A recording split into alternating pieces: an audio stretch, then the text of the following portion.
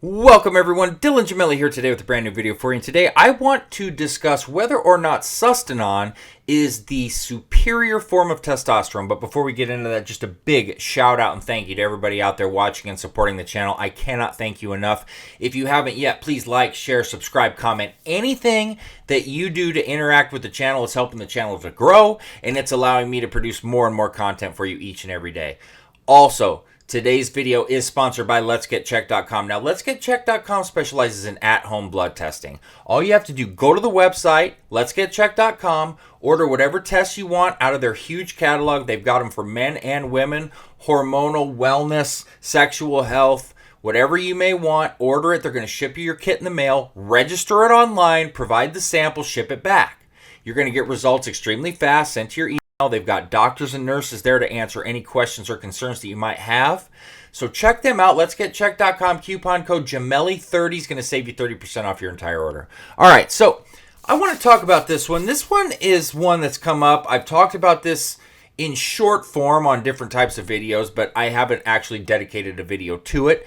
I would say if you want an in-depth explanation on Sustanon 250, I do have a video completely dedicated to that, because what I do here is going to be more so of a kind of a quick little rundown of things about it, but I'm not going to give you that full-blown video. What I'm going to hear today, my goal here is to explain to you why Sustanon is not superior to any other forms of testosterone. I still remember, I lived in Maui back, I moved there in 2011, was there for like a year and a half.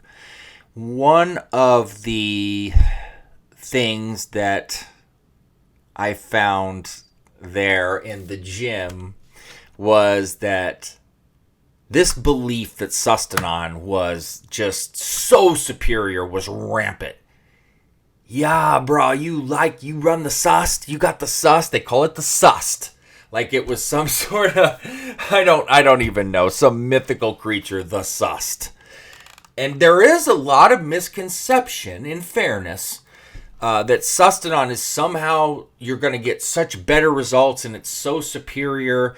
Now, if you're new to all of this, testosterone is broken down into different esters. All right. And basically, and I've covered that too. I've talked about esters, but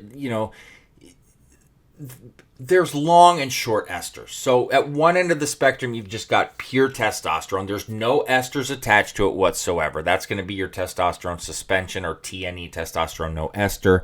So when it's injected, that hormone's released into your body really, really fast, and you're going to see a quick spike in your serum testosterone level. All right. And that's going to remain elevated, but just for a really short period of time, because there's no ester attached. Now, then you go look at a longer ester. You've got your enanthates and your cypionates. You can go even longer with your decanoates, and I'm going to talk about that. But that's going to be a much slower release of the testosterone in general. And, then you're going to have like an elevated level as it remains in your body for a longer period of time.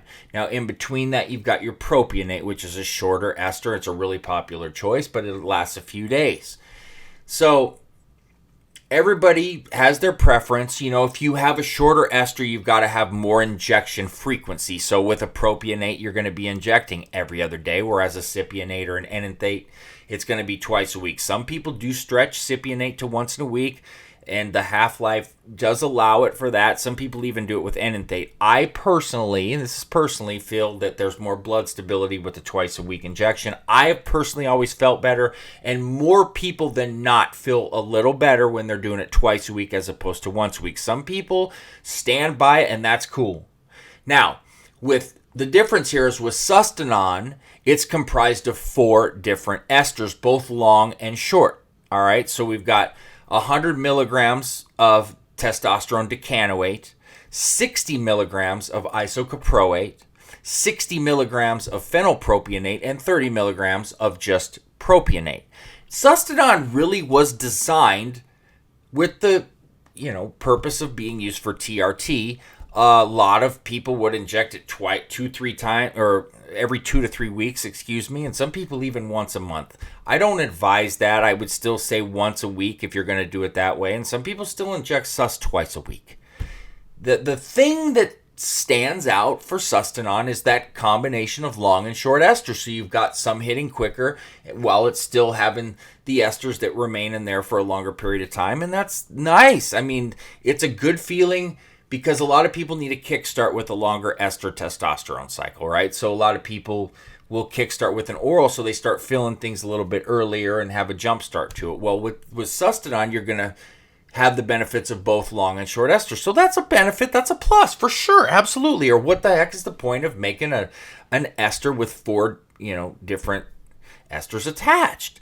But it doesn't mean that you're going to get bigger and better results.